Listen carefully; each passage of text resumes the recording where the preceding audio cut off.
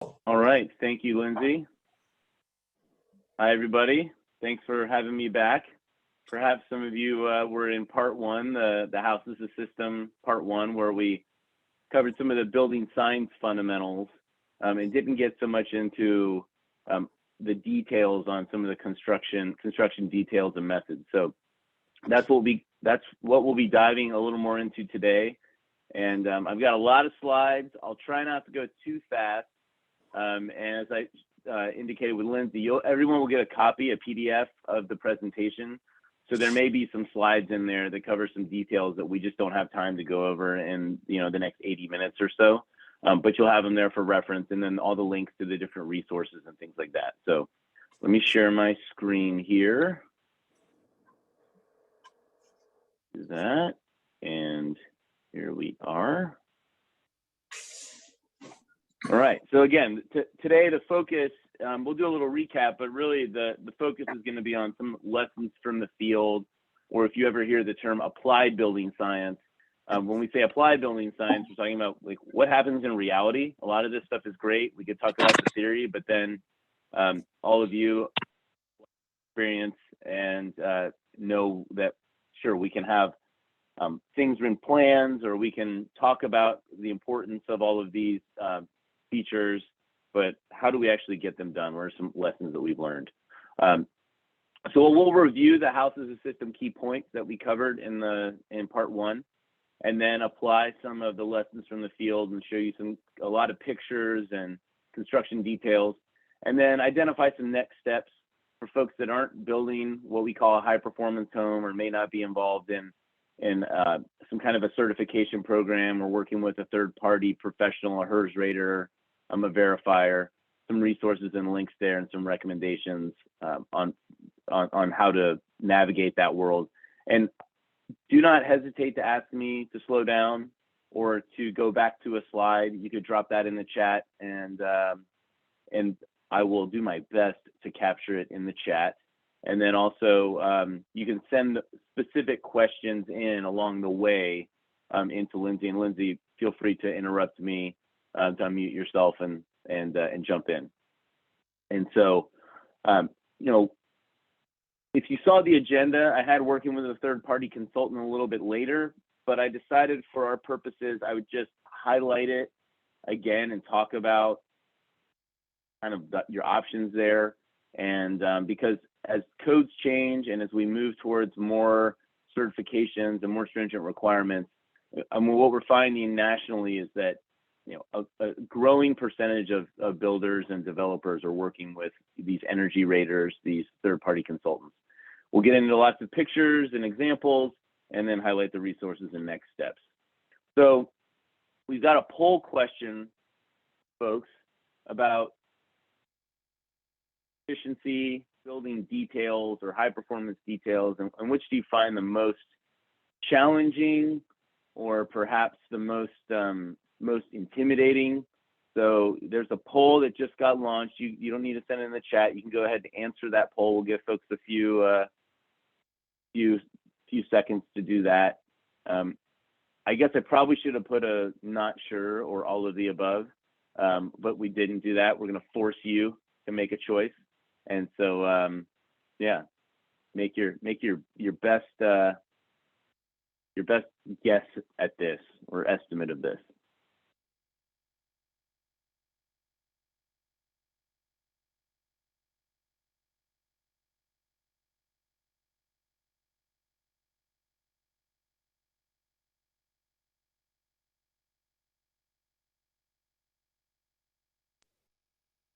And then Lynn, there you go. Oh, so a little bit of everything, although air sealing, about 43%, is something that we've heard through the previous work, some of the previous sessions we've done with the construction networking group last year, and some of the content certainly that we covered in part one around air sealing, especially as requirements nationally and here locally in Oregon get more stringent.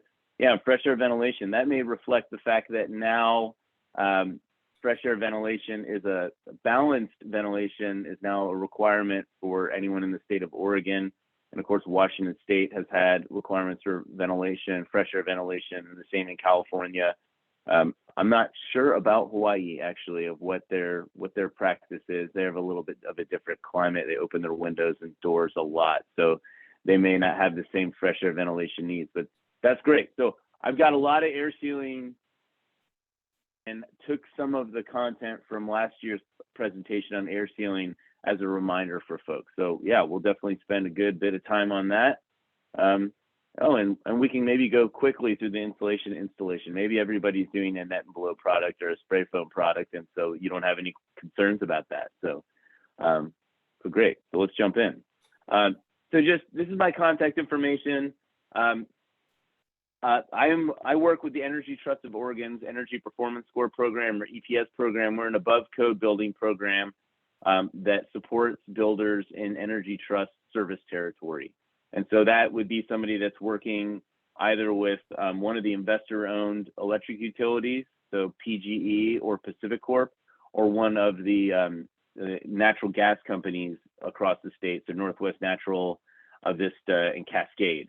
So if you have any of those those utility services that you're putting in that you're working with, then you would be eligible to participate with EPS. A lot of Habitat affiliates are not in Energy Trust territory. That's okay. I still would encourage you to reach out if you have any questions, or if you would like any of your trade partners or any of your staff have any questions. I'm here as a resource for folks that aren't necessarily in Energy Trust territory. And my goal is really to help people build to meet the codes effectively and efficiently, and then ultimately build above code and what we call future proofing, staying ahead of codes, so that when codes do change and practices change, builders are already prepared for that because they're already meeting those requirements. And so a little building science recap. So a house as a system just reflects the fact that a house is a very complex structure. It's a complex thing that you have lots of different layers, lots of different systems. You have the different environmental conditions, both indoor and outdoor and interstitial, kind of going in between those components. And of course, the occupants and how they live and operate their home. And that can vary from occupant to occupant. And, you know, for example, I was telling Lindsay, and maybe I shared on the last, on part one, I got into construction working at the Habitat affiliate in Forsyth County, North Carolina. That's Winston-Salem. And it was not uncommon when we would go out to do warranty work or just educating and working with homeowners to go into houses that might have 2 people, and then right next door there might be a family of 12 living in that house. Or you might have the house in the neighborhood that it's the communal house where a lot of the cooking and gathering happens. And so when you build a house, you have to factor in all of those different considerations. And really that's what we're talking about. House is a system. How do we provide a great living environment for the people that work there in a house that's healthy, safe, comfortable, durable, energy efficient, and affordable to operate? That's what these principles really focus on. So the 3 principles we covered: warm goes to cold, cold low, that goes to dry. Those are like the 3 sort of fundamental principles. So whenever you run into a problem or a question, whether it's comfort, whether it's indoor air quality, whether it's durability, you know, signs of visible growth. We don't like to use the M word, the MOLD word. We like to say signs of visible growth. You know, you got to ask these questions. What's going on here? Where is the source? What are the driving forces, these basic principles that apply?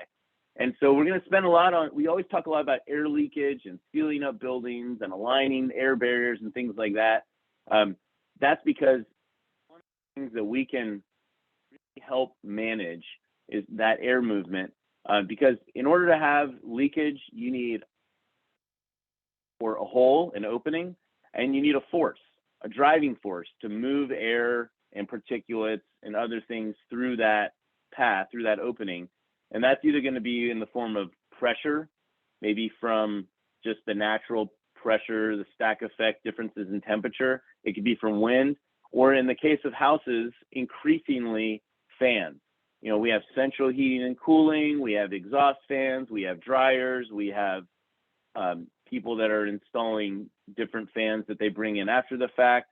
So we have all these different forces, and that's why we focus on managing those holes, sealing those holes to limit the amount of that high pressure movement, low pressure through those pathways. Heat movement, or conduction, convection, radiation. When we talk about heat movement, to slow that, here I am wearing a jacket because I'm in my poorly insulated, finished attic space in my 1925 home. It gets cold in the morning because I got cold surfaces. I got a 1940s single pane window that's drafty. I can feel it. I can smell it. I got my coat on. I'm trying to, protect myself from those surfaces, from that conduction of those the radiation. My heat radiates off my body to those cold surfaces, and then the cold surfaces, I feel it and it conducts it to my body, so I put my coat on. If I unzip my coat or have it just partially on, I'm not going to be as warm as if I put my coat on and I zip it up tight. The insulation in our houses is the same way. We don't want gaps. We don't want voids, missing pieces of insulation washed by wind. So that's our principle. We get down to our basics, managing these forces. And then last, in terms of moisture, I don't have a lot of content on moisture just because it's such a complex topic, and we do a lot of work. If you're in Oregon, especially if you're west of the Cascades, there's a lot of different codes and standards and products. But I just put this in here. Remember those four principles. One, we want to deflect moisture or water away from our buildings. We want to provide pathways for it to drain so that it can then dry. And we want to specify durable components, especially in areas where we know there might be some moisture. All right. Let me make sure, Lindsay, that I can see the chat feature in case anybody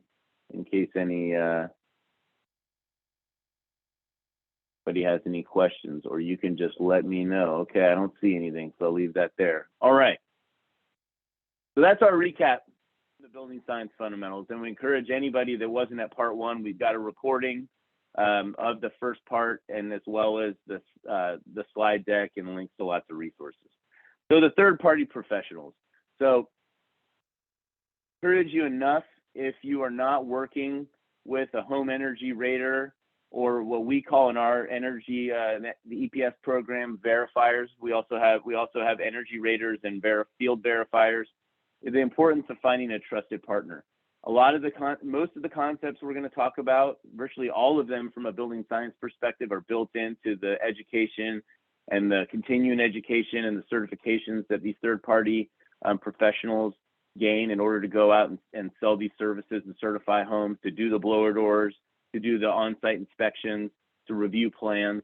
So I'd really strongly encourage you to find a third-party partner. If it's not through the EPS program, there are other places to do that. And so what they do is they support those above energy code investments or installing new products and systems.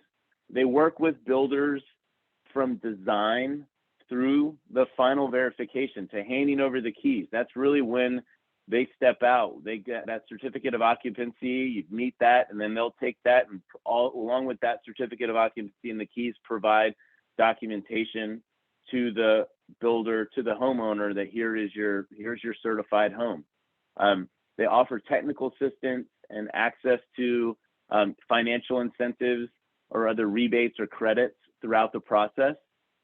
And for the EPS new construction, you need to be in Energy Trust territory, but there are a lot of most utilities and many cities and other jurisdictions offer incentives. I know Habitat National regularly has different grant programs. They may have other programs to encourage Habitat affiliates to build to an above code standard. So just encourage you to check out our website, or again, reach out to me if you have any questions about getting in touch with one of these third-party professionals. In addition to the EPS program, some other programs, there's the ResNet, the Residential Energy Services Network, which is they've been around for about 35, 40 years. They provide a certification for these home energy raters.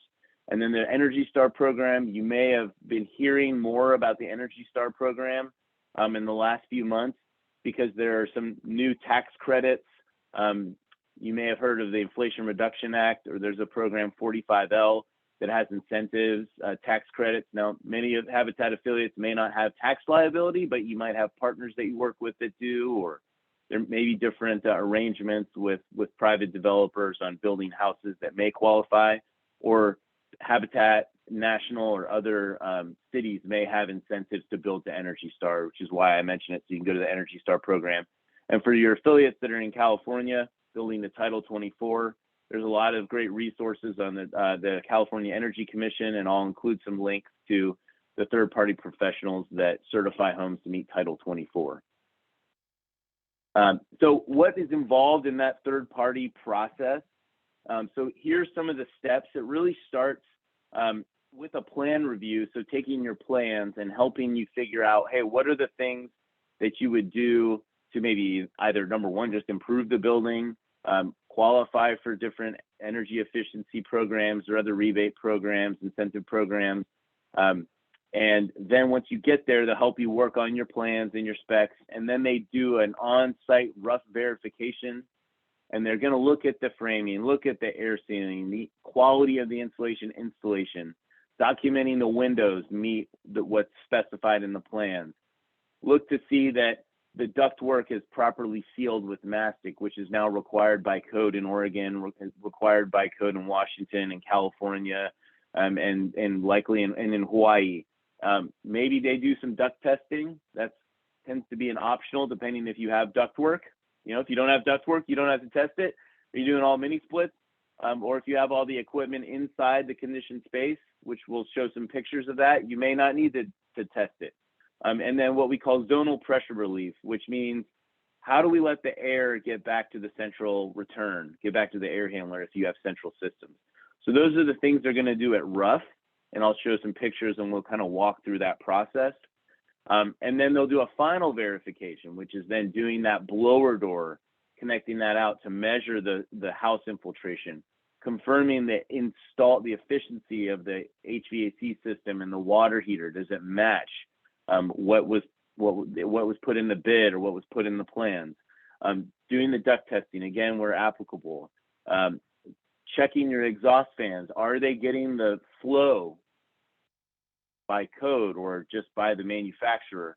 And are they quiet so the homeowner's not going to complain that their exhaust fans are too loud?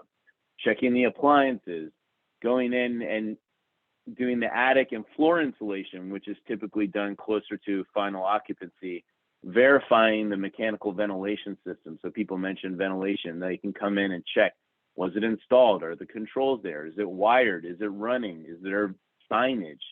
As you can see, there's just a lot of moving parts, and as builders and trainers of volunteers, you recognize how many moving parts and requirements there are, and that's where that third-party verifier comes in. And then if you're doing solar ready or installing solar panels or doing EV ready, electric vehicle ready equipment, which many cities and codes are moving towards, they'll help you do to identify those and confirm those at final inspection. So Lindsay, any questions? I guess we see the chat. I don't see any questions. So yeah, again, a lot of content here. Ask me to slow down. So poll question, working in a third-party professional to meet energy code requirements or one of these certification programs, Energy Star, Earth Advantage, LEED, Built Green. There's a lot of different programs. So just, Lindsay, if you can launch that poll, that would be great.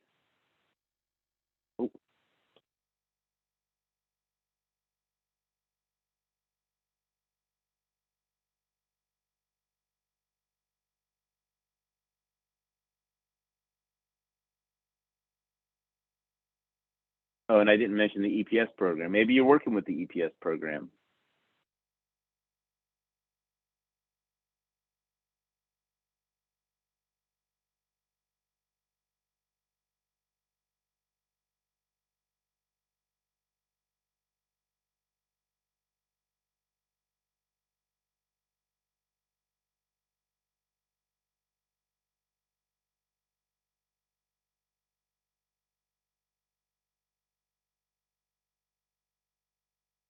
Okay, so about half of you are.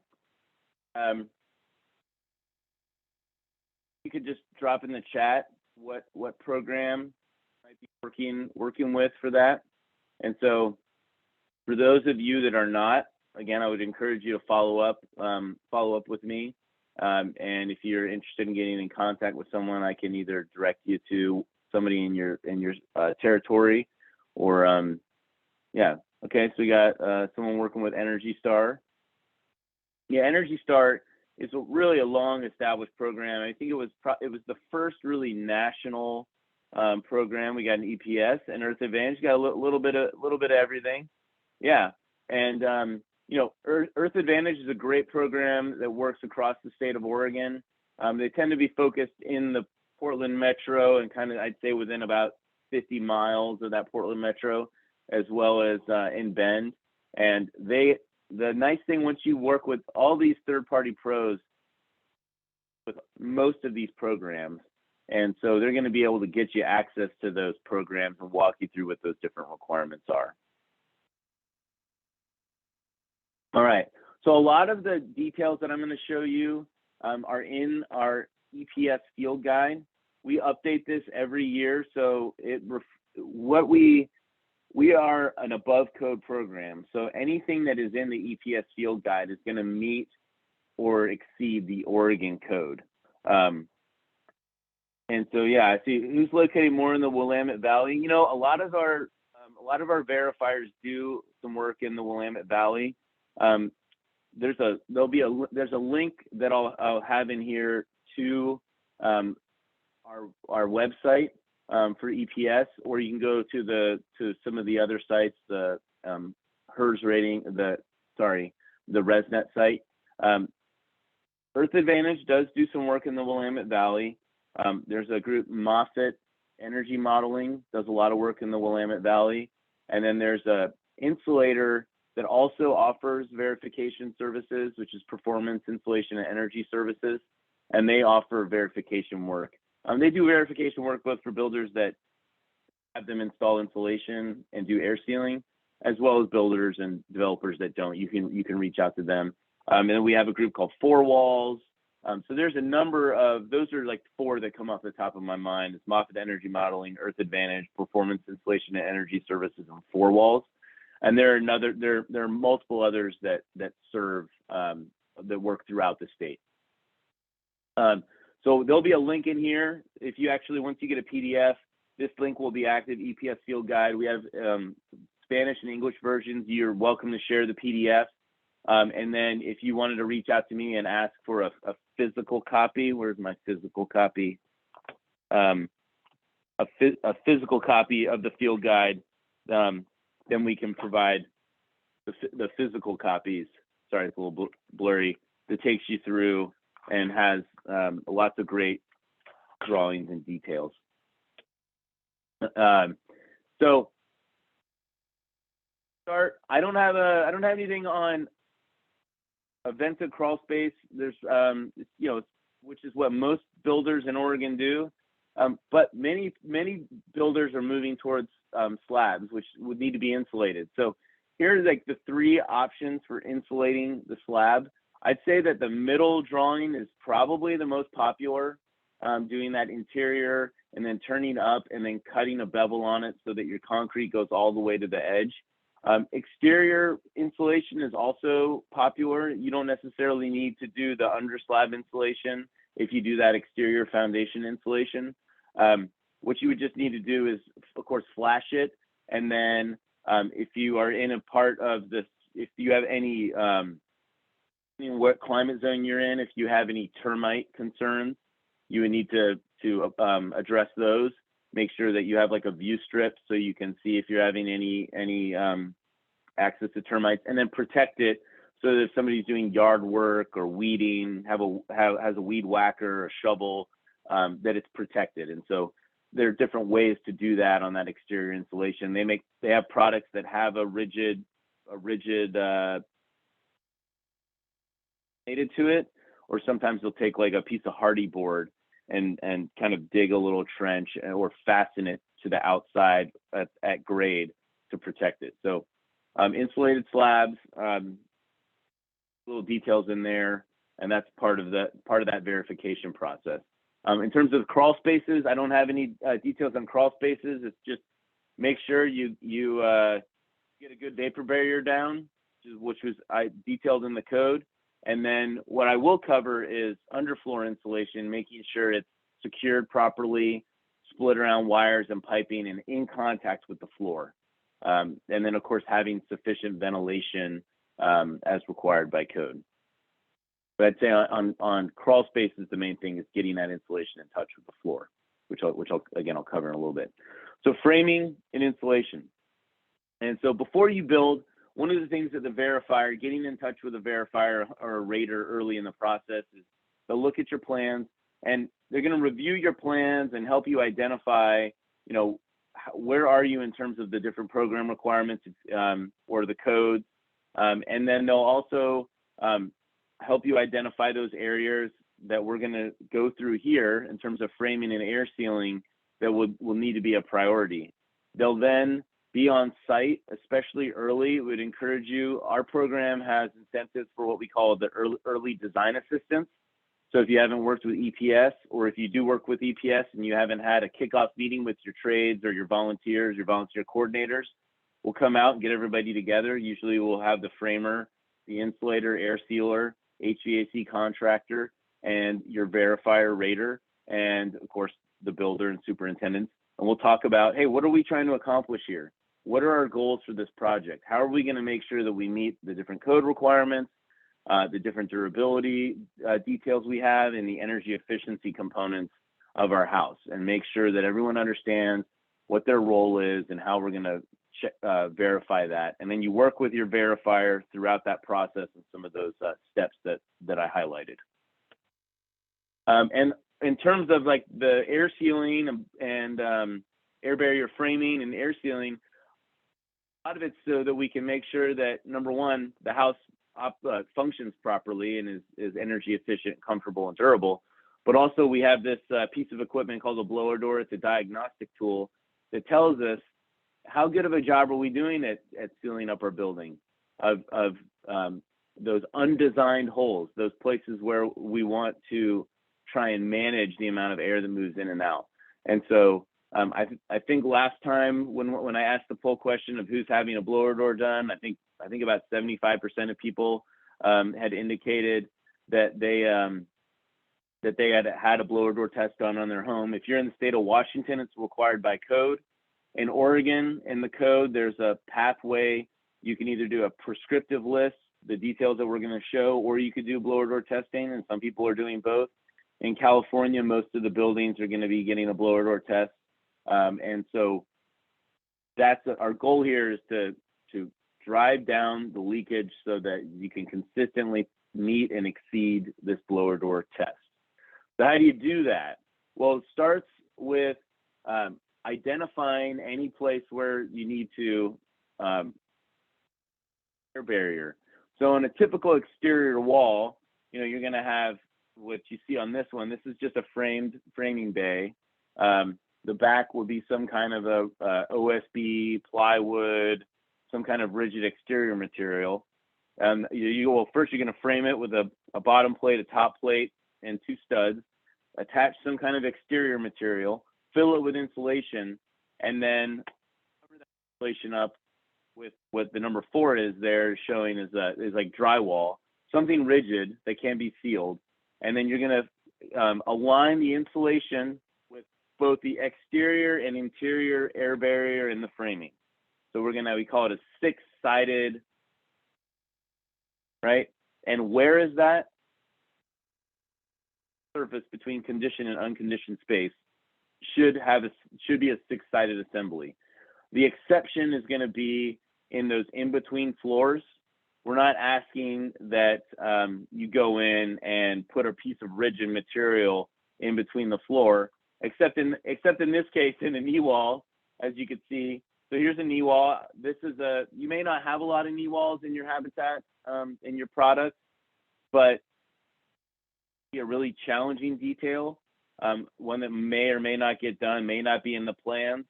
Tubs and showers is another area that initially at that kickoff meeting that I talked about, that early design assistance, talking to the superintendent, talking to the volunteers, the plumber, hey, before you set that tub, before you set that shower, we need to make sure that that wall is insulated and there's a backing material. So this just shows that detail. There's that rigid material on the back of that knee wall filled with insulation, a top and bottom plate.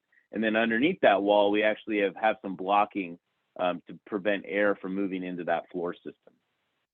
So in the other areas, we see staircases on exterior walls. Sometimes the little areas underneath a stairwell, you need to back that and insulate that as well. And so what are the vacuum materials? Something rigid or semi-rigid, approved for the code for use in that location.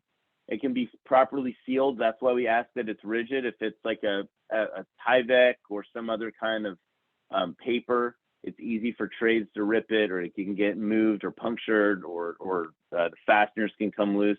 And some great examples: plywood and OSB. It's always on site. There's usually a lot of scrap. Drywall is another popular choice. It just may require some coordination if it's early in the framing process.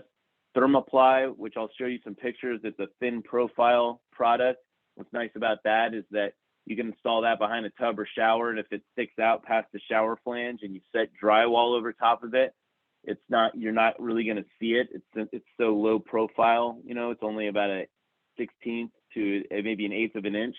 And then rigid foam board it just depends on the application if you have any different fire code requirements for the specific type of foam board. In terms of air sealing materials, high quality tapes and seeing more of that being used to seal seams of material.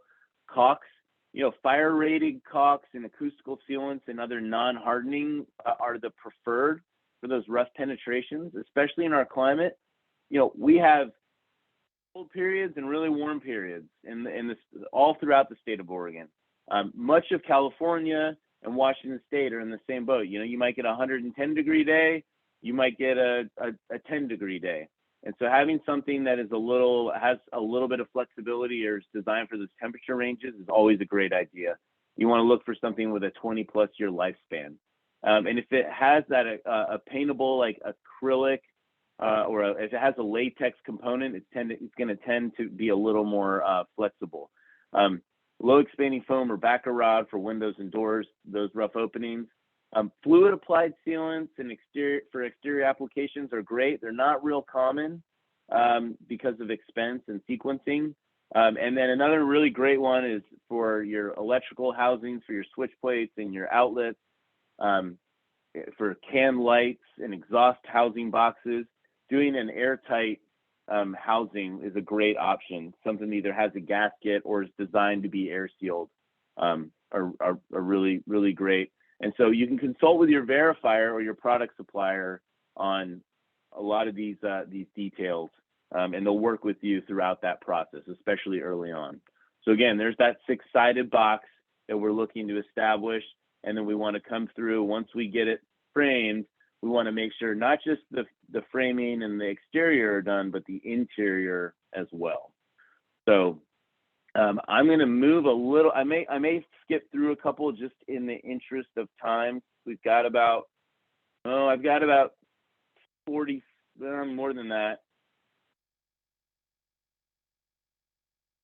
I'll pick up the pace a little bit. So if I go fast or I skip a slide, just know that you'll have a PDF of this presentation, and you can come back to it and reach out. So we got our wall framed up. We got to make sure that before we install our products, for instance, that tub, there's that Thermoply product that I'm showing in that picture on the left there.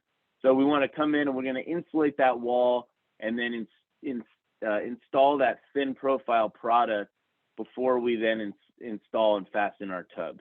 And then on the right, you see a detail. That's the same detail that's in this EPS field guide. And I'll send you some links to some other great resources that show good drawings of this. And so this is a sequencing piece, right? Well, Okay, I got a question about the vapor barrier for insulation on the warm side under drywall. Um,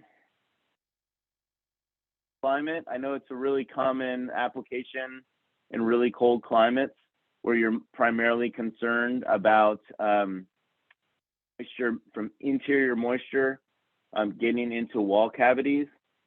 I really like the Smart Vapor Barrier products. You are going to install the plastic or the vapor barrier over top of the insulation, which is a product, like there's one called Membrane. I think CertainTeed makes it. So it's slightly perforated, so it allows some moisture movement. So it's not like a zero perm where it's going to stop everything. So it has some vapor permeability. I tend to face material throughout most of our climate zones in Oregon and Washington and California and Oregon, and then just getting a good paint that's going to have some vapor permeability, but also help manage interior moisture. The other piece is that it allows when you get the plastic in there, you got to really install it properly and seal your seams and all those things. So there's an install component. And then also when you cover it, maybe there's not as much attention to detail on the insulation because the insulation contractor knows that it's probably going to be covered up. So that's kind of my opinion on it, but I would also defer. You're always going to defer to your code official if you're in a jurisdiction that requires it, whether it's explicitly called out in the code. In many cases, you might just have a code official that likes to see it for whatever reason. Then you're going to defer to your code official. But you could talk to your a verifier about that too. They're likely to have some experience and some perspective from other builders. So planning is really the key piece in sequencing here. I was just in a house last week with a builder down outside of Corvallis that I'm encouraging to participate in the EPS program. And we walked their house, and they didn't have any backing behind any of the tubs or showers that were already installed. They were already fastened to the wall. So now they've got to go through, and they're going to have to unfasten those and get a thin profile product and add it and then slide that product in. It could be done. It just, it takes 5 times as much time, or easily twice as much time as if they had done it right the first time. Drop ceilings and soffits. You may not see a lot of these. For those of you that are doing ductwork, maybe in a hallway, you might be seeing some of these where you're going to come in beforehand, either with a plywood or a drywall, and seal that up to the bottom cords of those trusses to create those cavities so that we don't have those open spaces. So if you see that one on the right, it's really common to go in houses built, say early 90s or earlier, where they would just frame it up, their little soffit or their drop for where their cabinets are going to set up against the ceiling. And then you just have you have an opening, right? You've got that space where maybe some insulation is going to fall in there, or maybe they just hang a bat over top of it. And now you get the cold foot in the bed, if you've ever heard that term. But if you put an IR camera on that, you'd see, wow, that whole exterior of the kitchen or the laundry room is really cold. And it's because they didn't seal the top of that so the insulation could go over top. So the detail, ideally you get it in your plans, or at least talk with the framer beforehand, superintendent. Chases, so wherever you might have a mechanical chase for plumbing or HVAC or wiring or something else, you want to make sure that you either cap that chase completely with like some plywood and then cut an appropriate hole. In this case, you've got a flue chase, and they put some metal flashing and make sure that they use a fire-rated sealant around that. So the flue may not be as applicable to Habitat affiliates. I imagine many of you are all electric. But if you are, again, have like 2 stories where you've got HVAC chases, the same would apply. You wouldn't necessarily need to use a fire-rated material, but you'd want to make sure that you cap that before you put your material. And it's kind of the same thing as the tub and shower. If you identify it early and identify in the plans or before any of the trades get there to install their mechanicals, It's a lot easier to go in and cut an appropriate size hole and then run your ductwork through it than it is to go and seal it with something rigid and some kind of foam after they've installed the wiring or the piping or the ducting or the venting. Air sealing the bottom plate. On the lower left, you'll see that's a gasket. That's a bottom plate gasket that's pretty popular. And oftentimes you'll do both. You put that gasket down, that vapor barrier, or underneath that bottom plate, and then you caulk the bottom plate to the subfloor. So those are important details. You see a lot of leakage. As we tighten up the rest of the building, air follows the path of least resistance. So we got to pay attention to all of those spots. Here's more air sealing those exterior penetrations. This is using like a fire foam. You may or may not like this product. It's really popular. A lot of the air sealing contractors have it. You may want something that is a little bit more flexible. That DAP, like the 30-year acrylic latex caulk, which is actually a little bit cheaper, will work fine in this application. And it's great. You have volunteers. They love to do air sealing. It's a great right? Hey, you see wiring?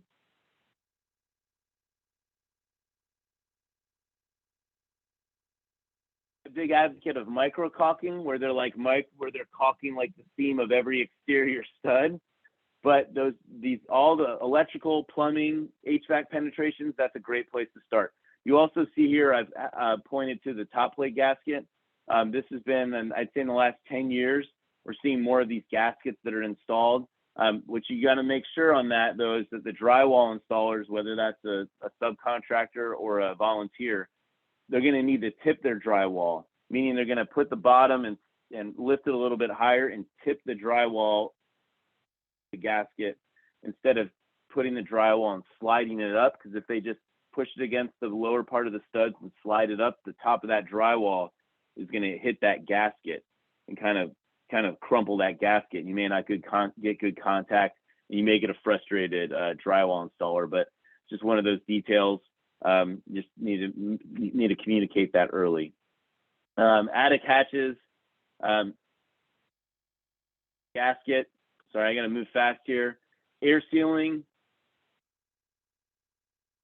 finish penetrations, the can lights, the exhaust boxes, all those electrical penetrations. Caulking the drywall to those is another good step that you can do and volunteers can do. And it often gets missed because whose job is this? You know, an electrician's not going to come back after they've connected up the exhaust fan, and they're not going to caulk that. The drywall installer may or may not. The painter, maybe, but if the cover is on the lights or is on the exhaust fans or the boots, if you're installing central HVAC, you have the supply boots to drywall, no painter is going to take off those covers and seal that unless it's in their scope of work, or unless the superintendent asks a volunteer to go do that. But that really will help with the blower door. This is an overtop common walls where common walls meet. This is one that has two interior pieces of drywall for fire, and just making sure that everything gets sealed. I'm sorry, this is a two-story an interior wall. So you start. Really, you got to seal everything. I don't have a lot of details on common walls, mainly in the interest of time because they get a little bit more complicated, but I would encourage you to reach out as we see more builders and more affiliates go towards townhouses. These common walls become a really key area. And, I'm going to make a note and send a resource on air sealing common walls. I don't think I sent that on our last air sealing workshop webinar that we did last year.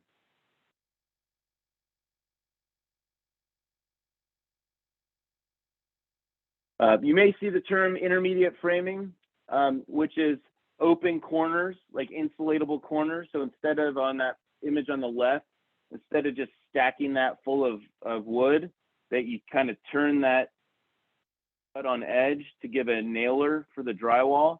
and then you can fill it with insulation, or insulated headers where they'll take the header and they'll either put a piece of foam in between from the inside of that, but where it's going to be covered with drywall, seeing that thermal break. So that's what we call intermediate framing. If you see intermediate framing, and the same would be with where like you might install cabinets. Instead of having your nailer on edge, you are like perpendicular to the studs. You turn it this way, and then you could put insulation back behind it. So we want to have as much insulation in the building as possible.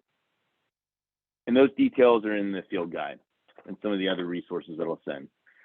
On windows, really what it comes down to windows is specify a good window with a low U factor. If you're in Oregon and Washington, we're seeing cold climate windows. You know, I think the Energy Star program has a window label, and I think 0.30 is their window. I'd say most of the builders that we're seeing are doing a minimum of like a 0.28 or a 0.27. You can get down to a 0.25 or 0.24 window. It's really not a big expense, and you get a huge improvement in your overall thermal performance of your wall assembly, because that's your weak point. That's your thermal weak point, to use the techno nerd speak, is your windows. You know, because on walls now we're doing 2x6 with R21 high density bats, or maybe you're doing a net and blow product, you get an R23. You know, a 0.25 window is the equivalent of R4, and so you're getting less than a quarter of the amount of insulation in a window than you would in a typical exterior wall. So picking a good window, and this is one place where a verifier on the plan review can help you identify, hey, what's the best bang for your buck? Like, hey, if you up your windows to, you know, a 0.25 window, you might qualify for $1,000 incentive. Might cost you a $300 or $400 upgrade to get $1,000 bucks. You know, we call that value engineering. They'll work with you on that to get those built into your plans. So there's that. So I'm going to move on to insulation. Any framing, air sealing details I didn't cover? Yeah, 0.27. Now that does allow some what we call UA trade-off. So if you're doing higher insulation values in walls or in your ceiling or in your floor, then you may be able to trade off and do like a 0.30 window versus a 0.27. And so that's again where your verifier can sit down with you and say, well, hey, you're already doing this. We can keep you at a point. Maybe we go to a 0.28 window, or keep you at a 0.30 for now and have a plan to move to a better window. Again, just looking at, especially now with cost and everything has gotten more expensive, that value engineering, getting the maximum bang for your buck on the products you install has been really important this last year, and will continue to be. So with insulation, no voids, no misalignment, no compression. So what does that mean? It means that the insulation completely fills the cavity that it's trying to insulate. It's in contact with all 6 sides of the assembly: the back, the sides, the top, and whatever backing material, drywall, thermoply, whatever that is.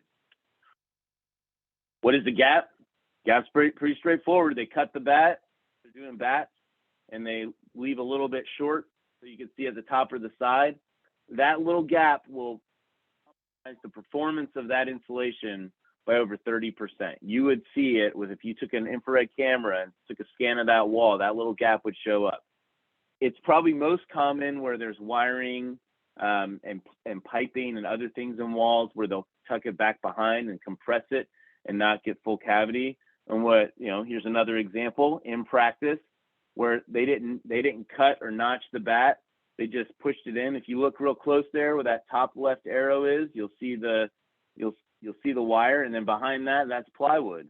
On the right side, you'll see where they just kind of ripped the paper and tucked the insulation around. Whereas what we'd like to see them do is cut that little square out, insulate it, split the bat on the edge, take the excess insulation that they cut out, tuck that behind the electrical box, and get a complete fill. Unless you're doing a net and blow product, then the netting, and you fill it with a loose fill product, fills that entire cavity. I'll show some images of that. Similar, they just tuck that behind. It's a matter of an extra minute or two, probably less per bay. And they take their utility knife, make a little cut in there, and then kind of pull it out, and so that it's fully aligned and cut around all of those electrical materials. There you go. So there's a visual of, there's an architectural detail on the left, and then there's an example where on this short bat where they just split it entirely down the way. They'll split it, tuck it up behind it, and then push it over, so it completely insulates the cavity. Floor insulation. So speaking of, you do have a quick question in the chat. Oh, sure. I don't know. You don't need to tape tape those paper cuts. Here it looks like they've got like a craft face product that they've face stapled to the stud. I mean, that's fine. Some colors don't like it. Like I said, I could go either way. I mean, the craft paper is a vapor permeable product, so when it has it allows some moisture to move through it. But you don't need to tape all those paper cuts. Although again, I would defer to your insulation installer as well as your code official. If they want to see it, then you would ask them, well, what's the logic behind that, and hopefully they have an explanation other than, well, that's what I've seen in the last 40 houses that I've inspected or installed, and then go from there.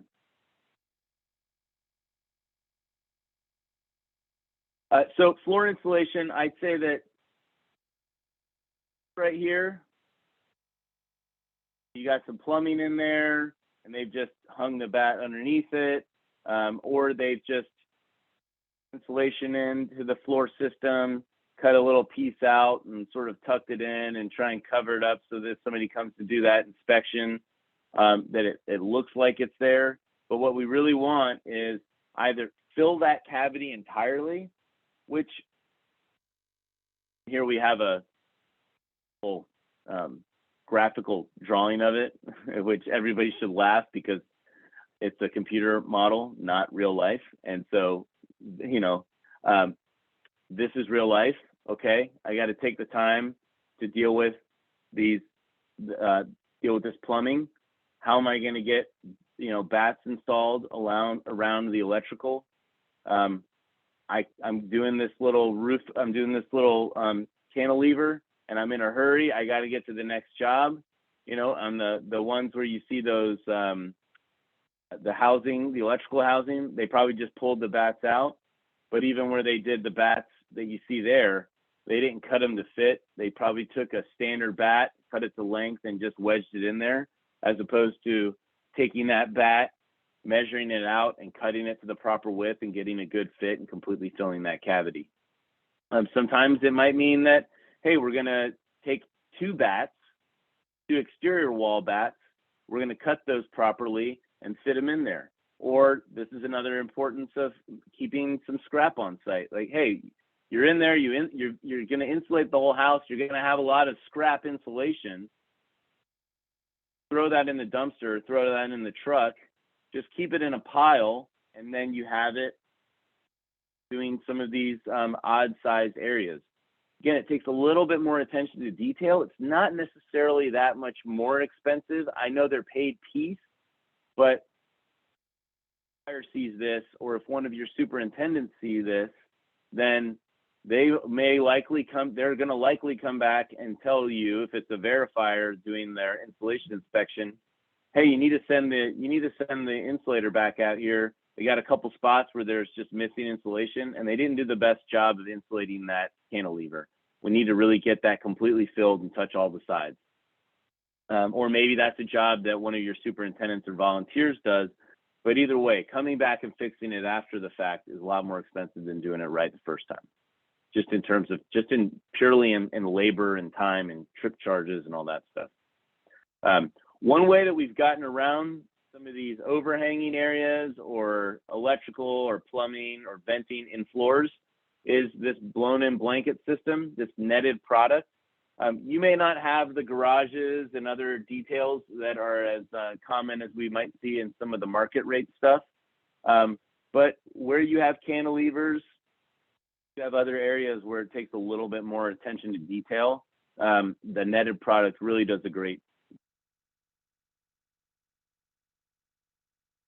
Yes, in our program, in the EPS program, and Energy Star program, and a lot of the above code programs, I would say the net and blow product, Bibs blown-in blanket system, that's a proprietary system. So if you hear Bibs, all the manufacturers, sell loose fill insulation, and a netted wall blown product install.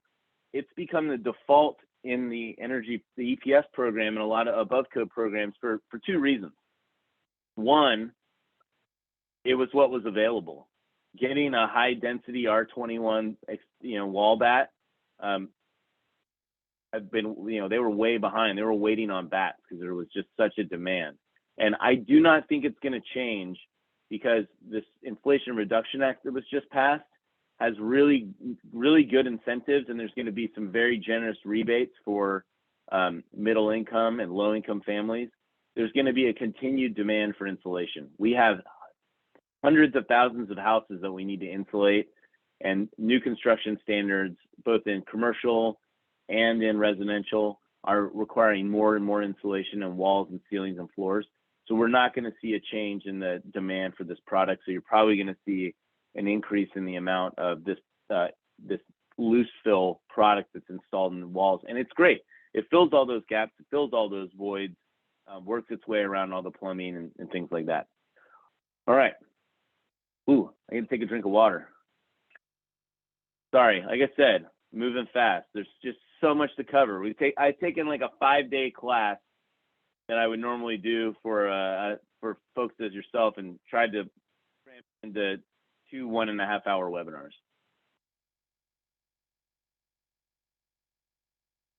Which, Lindsay, that's something we should talk about. You should talk about your construction networking group, if there would be any interest in doing a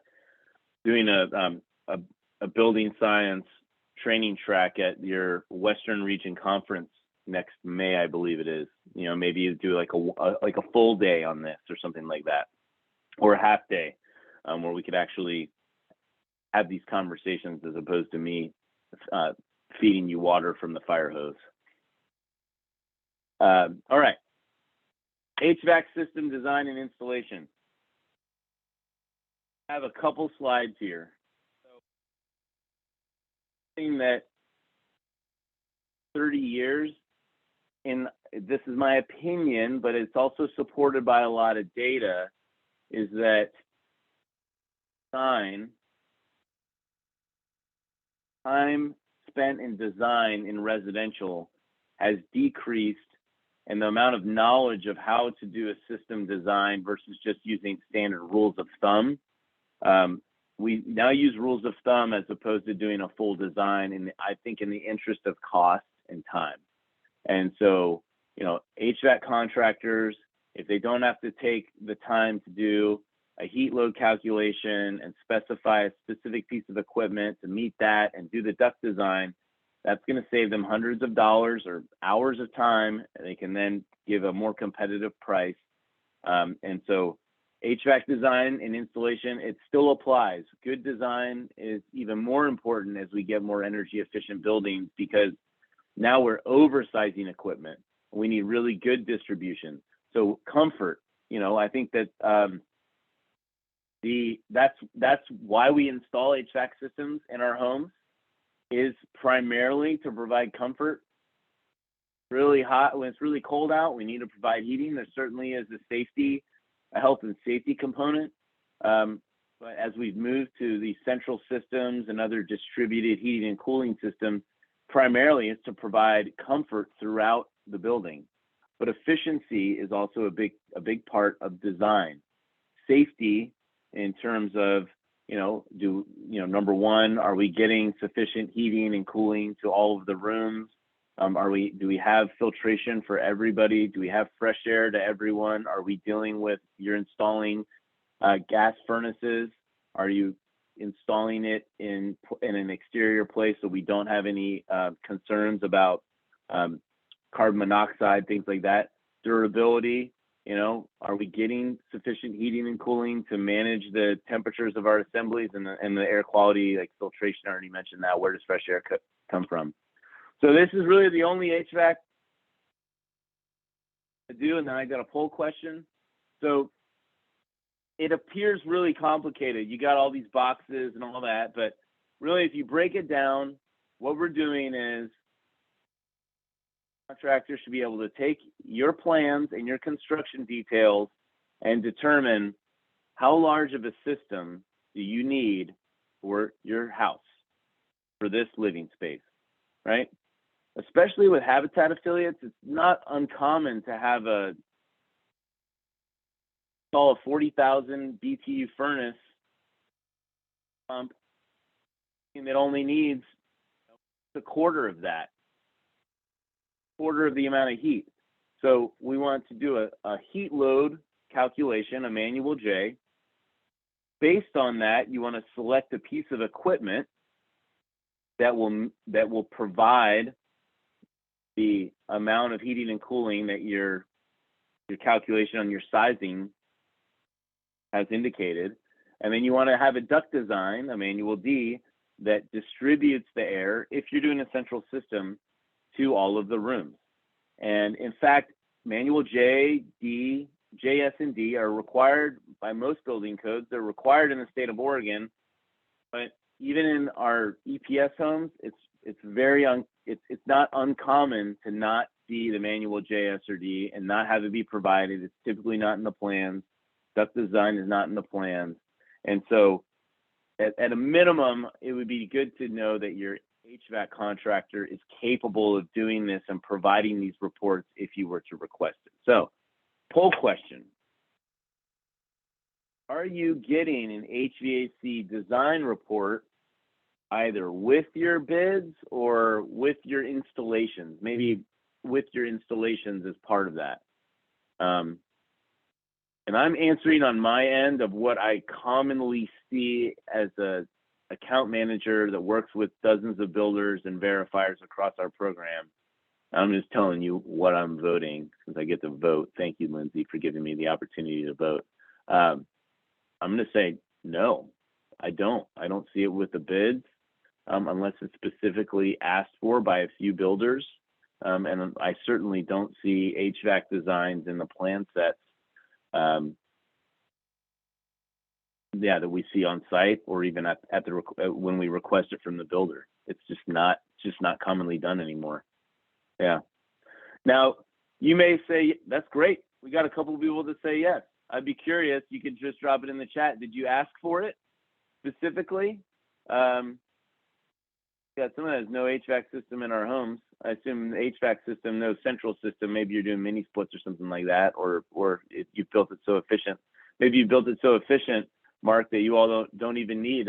You have enough heat from the lighting and the appliances and the people, which some of these passive houses are like that. You put a incandescent light bulb in the living room and you provided all the heat in that space.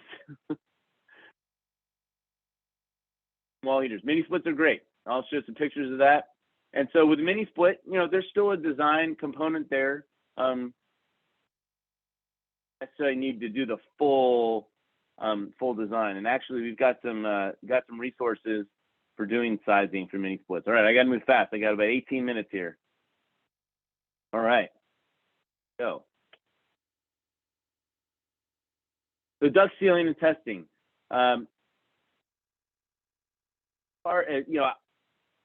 Challenge right now across the country. We've seen a lot of changeover in the HVAC trades, a lot of new installers, and this has become, while it's become a code requirement, it's a challenge. There's still a lot of training to do. Systems. Teach it, you should seal it. Essentially, any metal-to-metal connection needs mastic. The only place where it's not required by code or by programs is at the equipment connections. So all of those return boxes, all the boots, all the gored elbows, everything. We don't want to see, I prefer not to see pan joists. We see a little bit of it, but really everything should be sealed with mastic, every connection. And if it's not all sheet metal, inner liner where the inner liner flex, that needs to be connected with a Panduit strap or some other kind of zip tie and a proper tool, and ideally sealed, right? And what we say is install the mastic nickel thick. If you can see the writing underneath the mastic, put enough on it.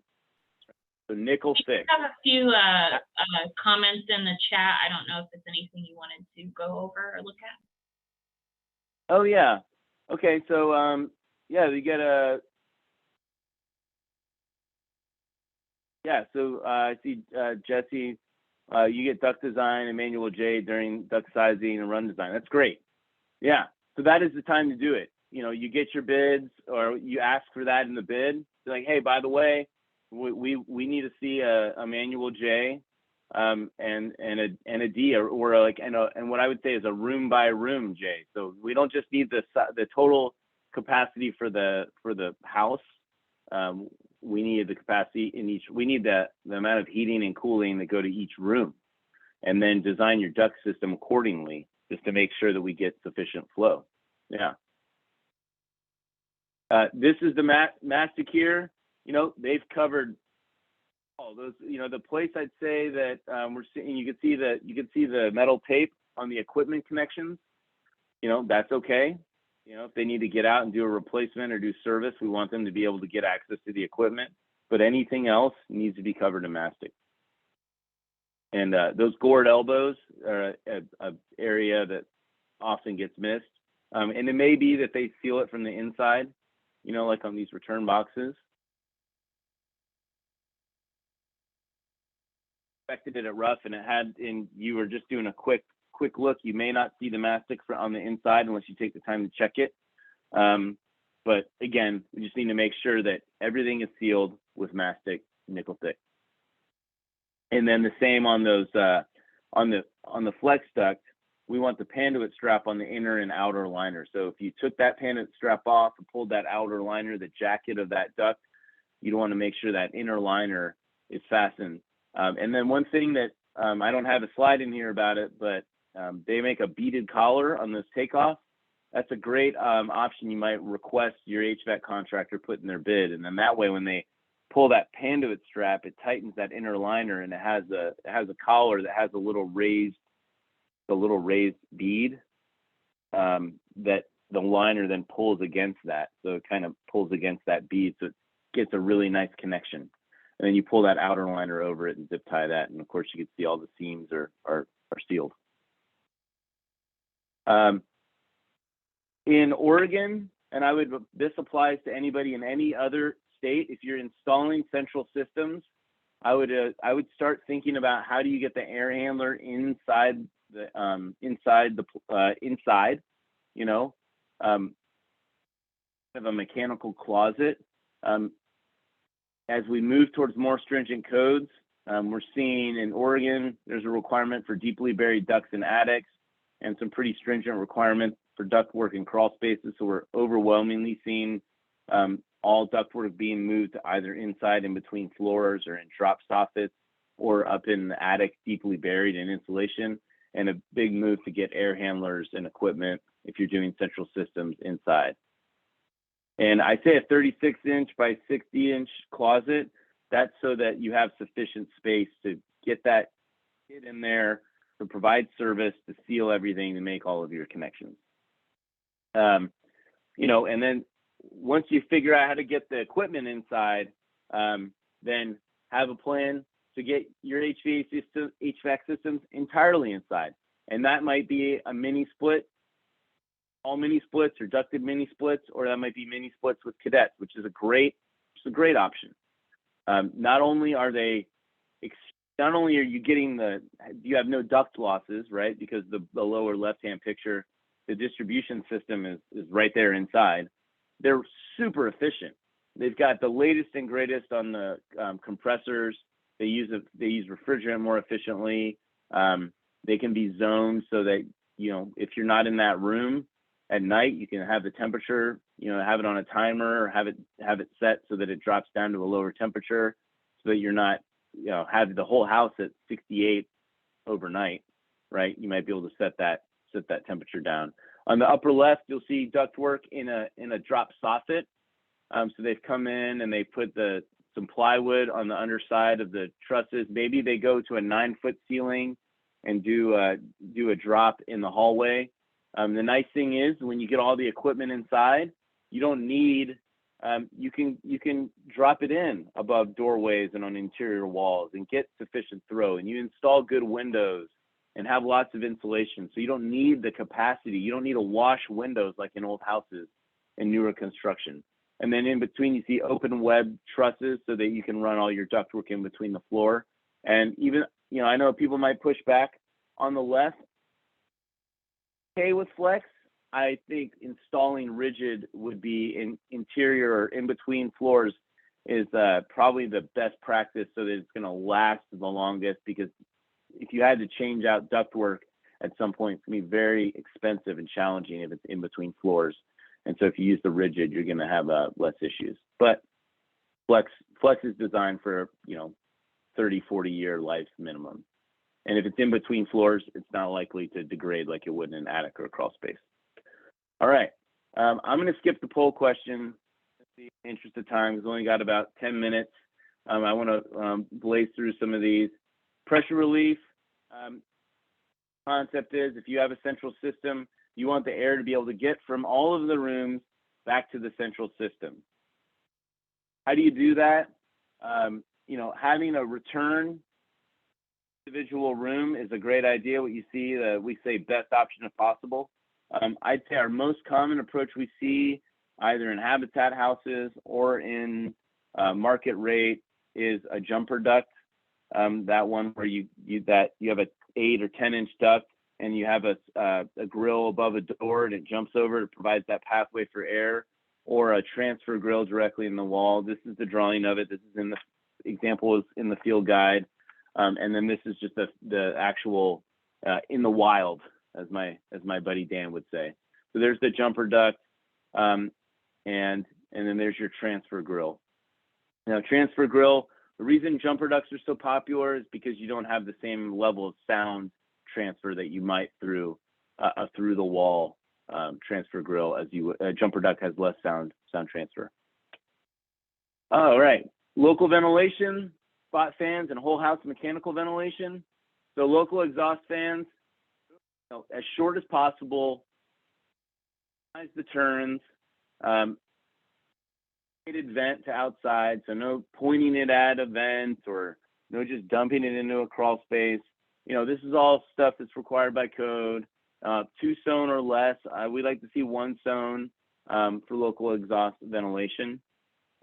And test the airflow. You know, a verifier rater is going to come in and very quickly test the flow and make sure you're getting sufficient flow. There's some rates for mechanical ventilation, so fresh air ventilation. And so you're going to use this example as a 3-bedroom, a 1,200 square foot 3-bedroom house. So you take the number of bedrooms plus 1, so 4 times 7.5 is going to get you 30, and then plus 0.01 per square feet, so 1,200 square feet times 0.01 is 12, so 30 plus 12 is 42 CFM, 24/7.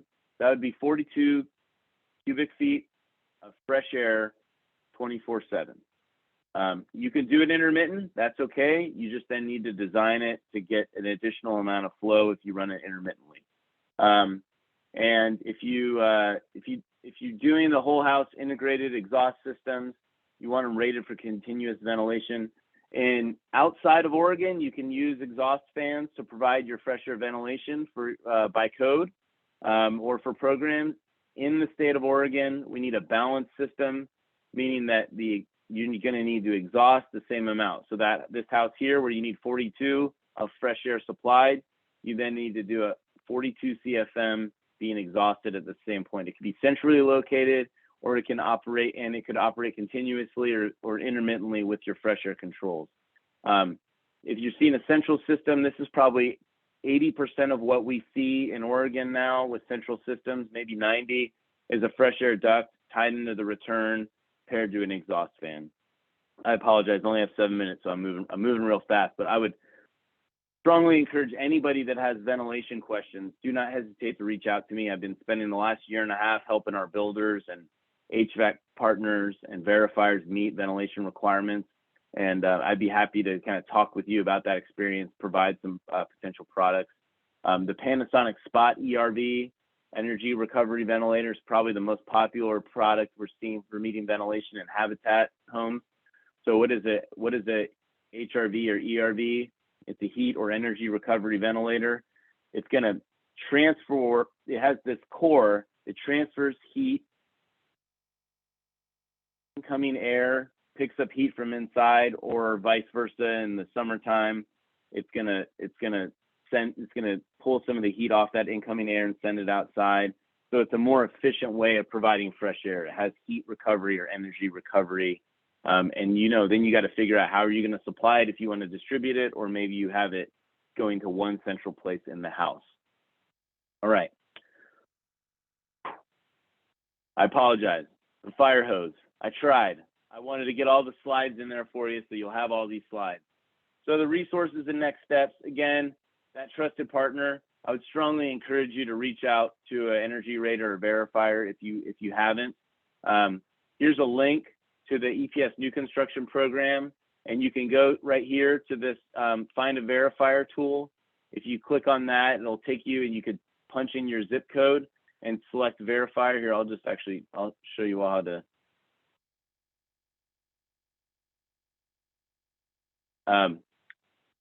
And I guess I'm going to have to change what I would share. So you know what, let's go back to where I was at. But you can type in your zip code, and you can find Energy Trust approved HVAC contractors, solar contractors, plumbing or water heater installers. If you're not in Energy Trust territory, or you're not in Oregon, you can go to find a home energy rater at the ResNet site. And if you're in California, the Title 24 verifiers through the California Energy Commission, you can go and look at their program, their standards, or you can find a home energy rater directly through that. There's also this link to all the different state incentives that you can access, and then the Energy Star New Homes. In terms of training, there's a lot of great resources for training. You're on the construction networking group, so take advantage of that and network with people, ask what trainings and workshops they've been to. Recently, the EBA, the Energy and Environmental Building Alliance, they had a summit back in September. I've talked to multiple people. I attended it virtually. I talked to maybe 4 or 5 people that went in person. EBA is great. They have all kinds of awesome content. In addition to the annual conference, they have training programs. They have the EBA Academy online that you can link to. You can sign up for free. They have webinars. They have a podcast. They have lots of great content. I'd say that, over the last 20 years I've been involved with EBA, they're probably the best in the business nationwide. I'm going to send you a link to this air sealing poster. You may have gotten that. If you joined us for part 1 as a follow-up, we included that. There's a link here, and this has a lot of other great drawings in a really quick resource with checklists that you could use on site. Strongly encourage it. And again, the link to the field guide will be in here in English and Spanish and other resources on that site. And so contact a HERS rater or a verifier responsibilities, and then work with that rater to make sure that all of those specs are met. And we're going to have about 3 minutes for questions, and I'm happy to stick around after 11:30. But if you need to go now or after, thank everybody for participating and being here and answering the polls. And any questions, Lindsay, we can unmute people, or you can unmute yourselves if you have any questions for me. And yeah, and I'll have my contact info up here as well. Yeah, feel free to speak up, anyone. Just hit unmute yourself and go ahead. Anybody? Still drop it in the chat too if you prefer the chat feature. I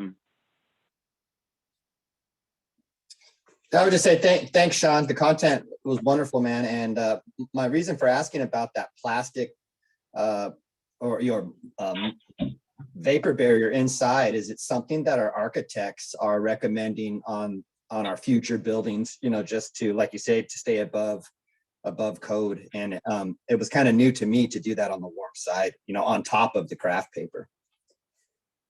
Yeah, are they recommending that for air tightness or because they have concerns about moisture? No, I think it was more for air tightness in the blower test. But they were recommending not just a straight plastic, like I had misspoke, more of that semi-permeable product that you were talking about. Yeah, I mean, that's a great product. I mean, the thing with using any film material like that for air sealing is that it just the attention to detail needs to be really high. I mean, you got to tape all your seams if there's any penetrations.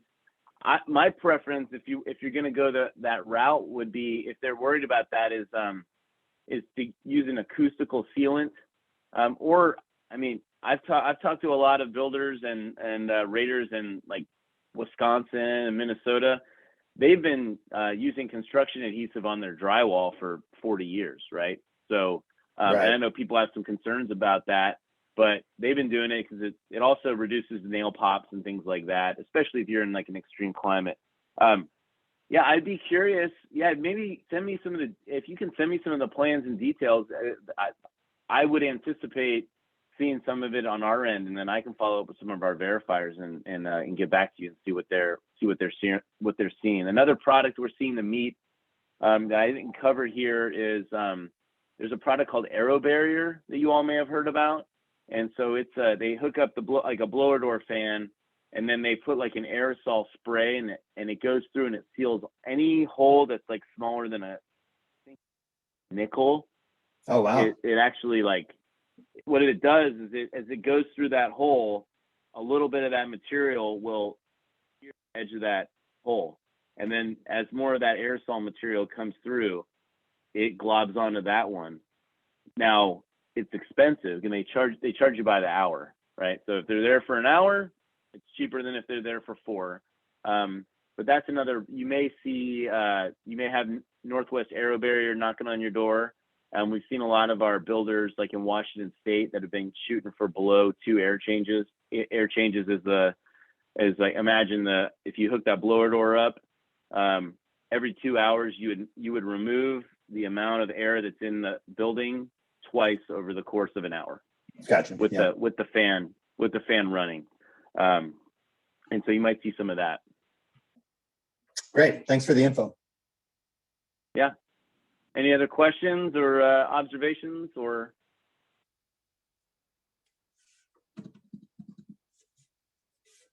Well, thanks so much to everyone for participating. We appreciate you taking the time out of your busy schedules to do this, and thank you to Sean for taking the time to do this presentation as well. And also welcome again to John as the new construction chair. We do look forward to hopefully bringing in some other additional cool programming here in the future. Yeah, absolutely. Yeah. And we do have the Western Region Conference coming up, as I dropped the website in the chat, and we will be reaching out about a little more details about that conference. And Sean, I appreciate you bringing up that suggestion. I think that's a great one. Yeah, and we'll be we've participated.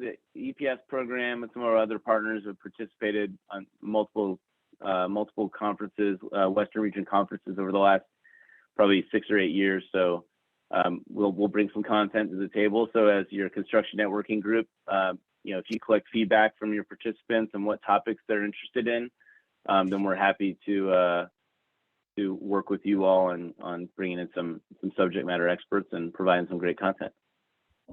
Sounds great. I'll be sure to send an email to everyone with these materials afterward, just so it's handy, as well as the recording. So otherwise, I think that's all we have. I had another comment Oh, or go question? ahead. Yeah. I'm sorry. I just thought of it as you were closing out. So Sean, you were saying something about getting electrical boxes to, like for the zero draft in. Something I've Yeah. done before is I've taken like spray foam or caulking and used it to fill in those gaps and stuff on the backside. Cause like some electricians like, no, we don't want to use that because of it takes too long or it's difficult or it costs too much money or stuff. So we just go through and spray foam the backs of them. I don't know if that's something that other people have thought of or done or. Yeah, absolutely. That's a great option.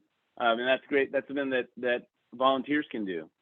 If you got volunteers that doing air sealing, I mean, that's a huge advantage for affiliates to be able to make a plan around air sealing.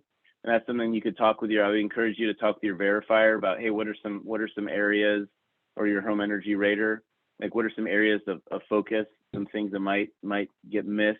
And yeah, those electrical boxes are one, especially if you're doing townhouses.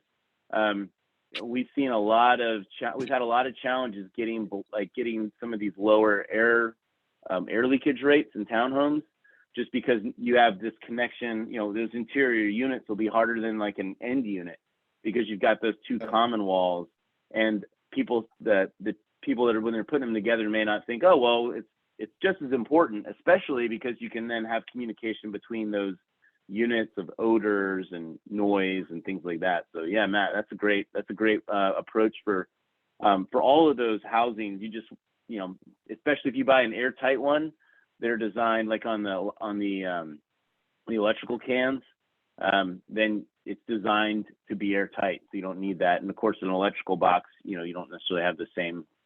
You can seal those up. That's a great option.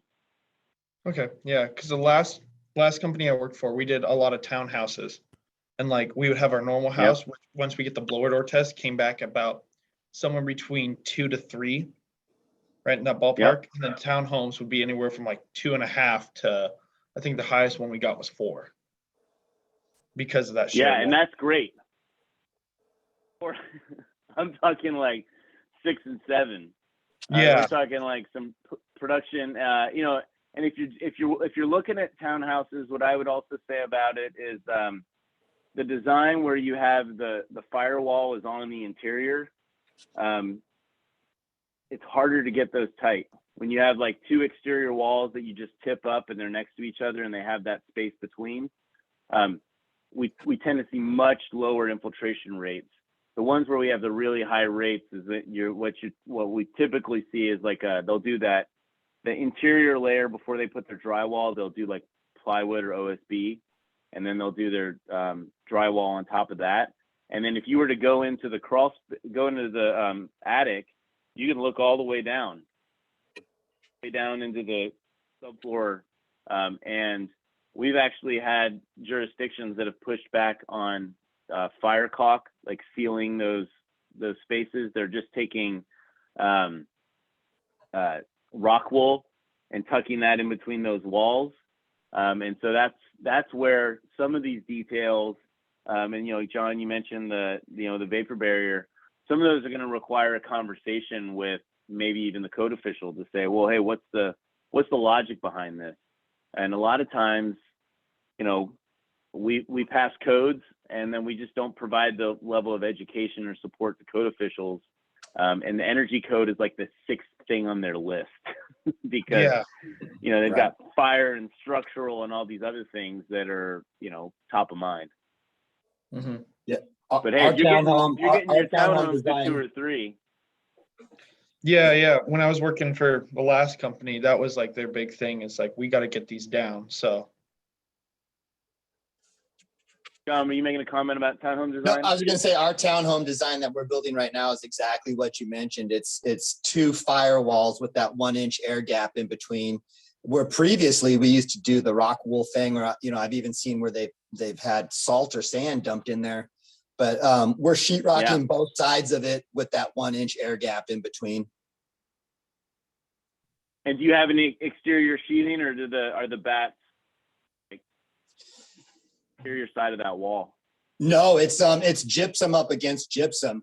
And then so they had us, rather than doing 2, layered on one side with, say some kind of sheathing on that middle point. They want gypsum on both sides.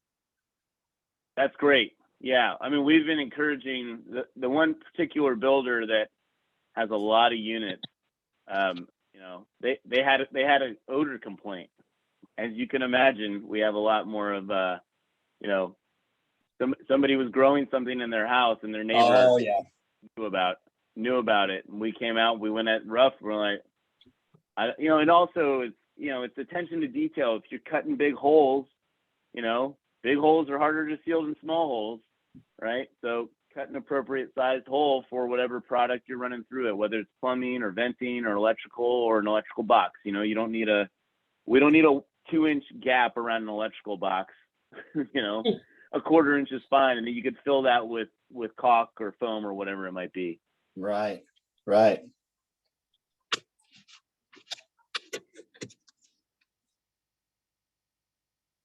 All right. Well, thank you so much. My contact info is up here, and yeah, I'm going to send the PDF of this presentation over to Lindsay, and yeah, I encourage you all to, you know, good luck. Of code or just building to the code, which has gotten more stringent and more on the way. And don't hesitate to reach out to us if you have any questions or need to get in contact with any of these services I've talked about. Wonderful. Thanks a lot, Sean. Thanks, Sean. Thank you, Sean. Thank y'all. you. Bye, everyone. Thanks.